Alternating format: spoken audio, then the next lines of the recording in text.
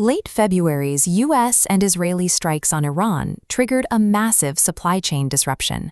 At the center of this bottleneck is the Strait of Hormuz.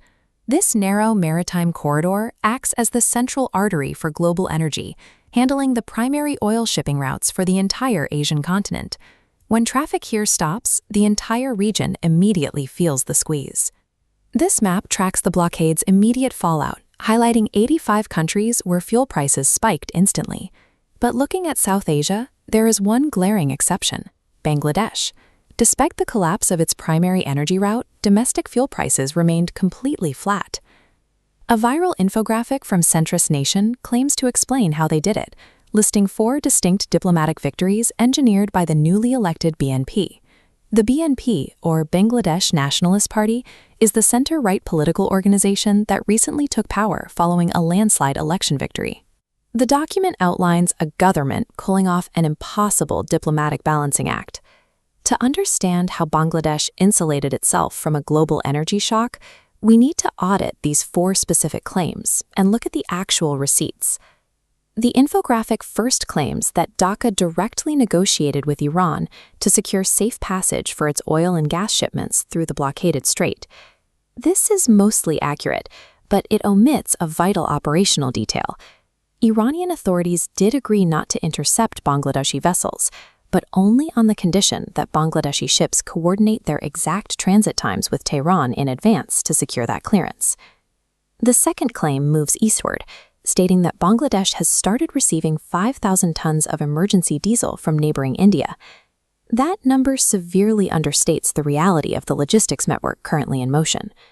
This chart compares the claimed 5,000-ton figure to actual incoming volume.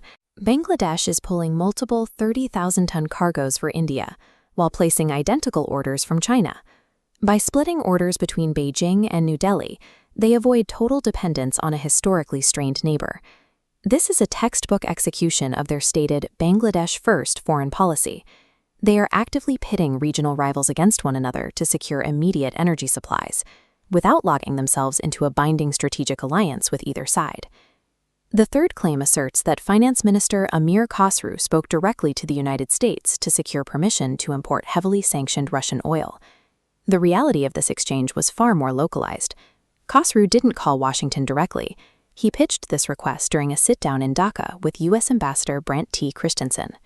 But the nature of the request itself is highly aggressive. Bangladesh is essentially asking the United States, its single largest export market, to carve out a targeted exemption to its own global sanctions network. Dhaka is pushing this because Washington recently granted India a 30-day waiver to purchase stranded Russian crude, and Bangladesh wants the exact same treatment. By demanding identical privileges to a global superpower, Bangladesh is testing its leverage as a critical partner in the U.S. Indo-Pacific strategy.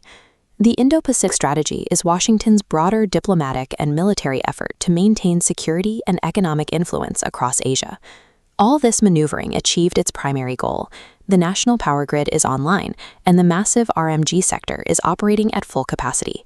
RMG stands for ready-made garments, the apparel manufacturing industry that accounts for over 80% of the country's total export earnings. This chart shows how the government absorbed the shock. Instead of passing price hikes to consumers, the state injected 24,000 crore taka in emergency subsidies.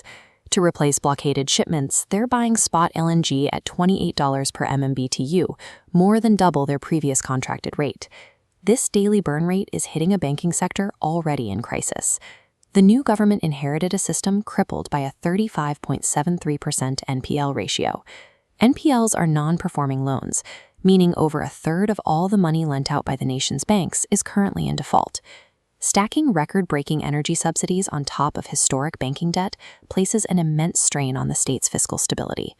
In the short term, the government successfully navigated a tightening geopolitical triangle between the U.S., China, and India to keep the country running while the rest of the world absorbed painful price hikes. They survived the immediate shockwave of a global crisis. The question is how long they can sustain this aggressive spending before the balance sheet breaks.